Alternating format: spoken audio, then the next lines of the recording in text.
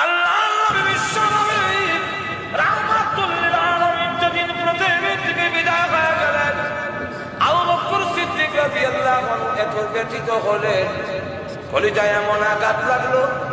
তিনি রেখে বলেন, নবী বিদায় হয়ে যাওয়ার ব্যথা আমি বরদাস্ত করতে পারি না। 2 বছর 3 মাস 11 দিন তিনি জীবিত ছিলেন।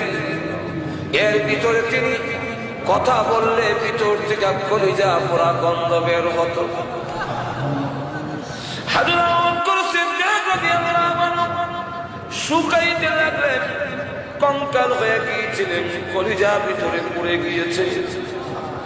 ঘুমায়া ঘুমাইয়া আপনাদের তিনি শ্বাস ছাড়তেন, উপরের সামিয়ানার মধ্যে দাগ পড়ে গিয়েছিল। ইতিহাসের